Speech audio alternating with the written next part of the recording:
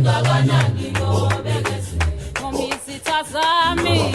zami singakanani nobekeze yobekezela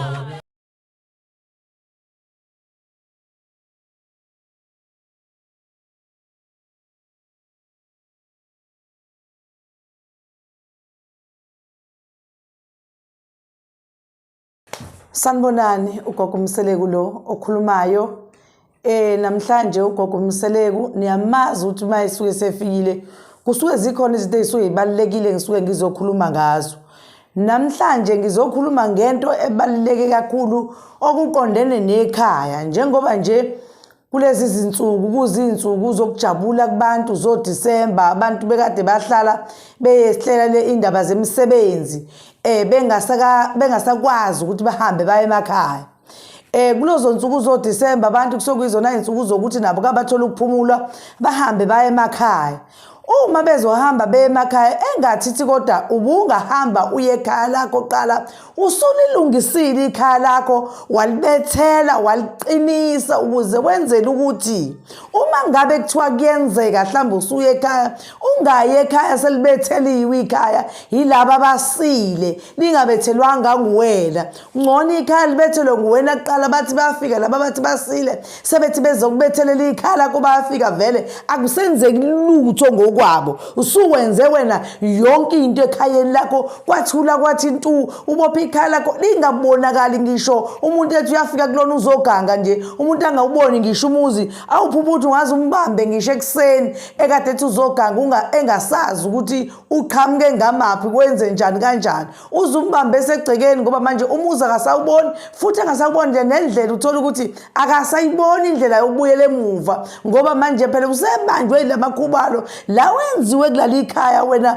oqinise ngawo leli khaya lakho sengishola ukuthi bonke abantu abazobe besemakhaya ensukwini zamaholiday nje kodwa amakhaya babe bewalungisile noma ngabe kuthiwa ke awunawo amandla wanele ukuthi ulungise ikhaya lakho kodwa zama ukwenza noma yilokho okuncane ube naneintelezi zakho uchele ekhaya ukade wahamba ekhaya uthole intelezi ezistrong nezilwane ngoba ukhona ukuthi ekhaya lakho kade wahamba nje vele sebakutshalela ngisho izilwane sezihlala zigadi ikhaya lakho ayikho into ebaluleke njengokuthi unake ikhaya lakho ngoba noma ngabe kuthiwa wena uyasebenza awuhlale ekhaya lakho kodwa ngelinye ilanga uyalidinga ikhaya lakho ukuthi lihlale liyikhaya ngoba ngelinye ilanga lapho uhleli khona vele uyogcina ubuyele la ekhayeni lakho ingakho kubalekile ukuthi ikhaya lakho uliqinise ulungise kahle ikhaya lakho ukuze nabantwana bathi behleli khona bebe befukamelekile kahle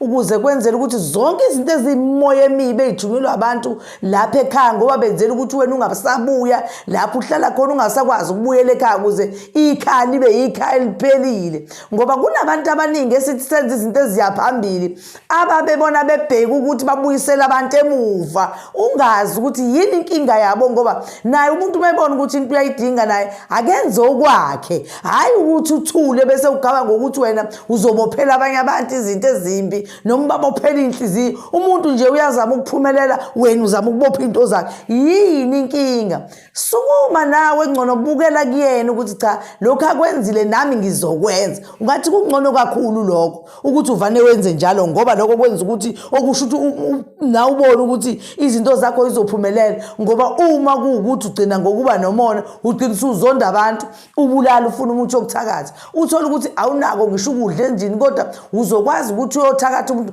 ngoba unomona ukuthi ikhaya lakhe lihle ngoba usunomona nokuthi ubuyile ku December kukade seyihleli zodwa ingane wena usuthembile ukuthi njengoba ihleli zedwa nje usho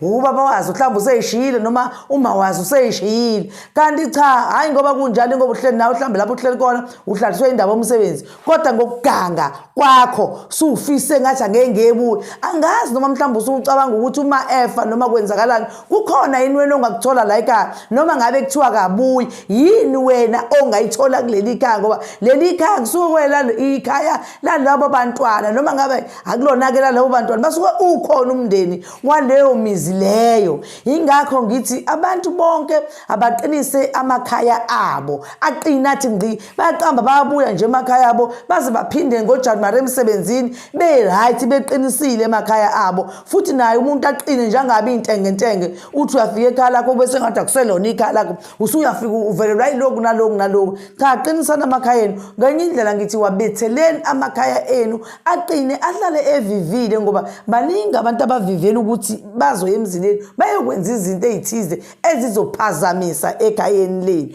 bekuyiloko kuphela namhlanje ebengikhuluma ngako nebengifisa ukuthi nikwazi ngiyacela ukuthi ningilandele emakhasini ami uTikTok uFacebook uYouTube ngicela ukuthi ke ningifollow emakhasini ami bayazi ababalandeli bami sebeyamazi ugogo ukuthi mabesearch nje ugogo Mseleku bazomthola ngiyacela ukuthi nginazise nokuthi ngomhla ka5 ngizobe ngisemthatha eqokolweni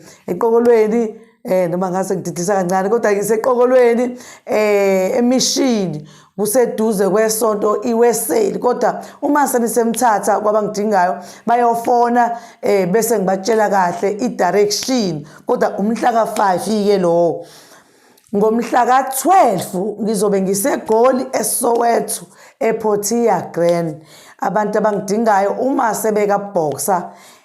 Portia Grand Mall kodwa abantu abagibela ngamatekisi bafike behle eBoxer mase bese Boxer babe sebeyangifonela inamba zami zikhona bayazazi abazaziyo nabangazazi uma bengena kulabo YouTube TikTok bazoyithola inamba yami bangifonele babuze ukuthi ugogo umamaphi ugogo abisiyabalela bahamba ngenyawo babe sebeyafika siyabonga amakhosi amakhulu thokoza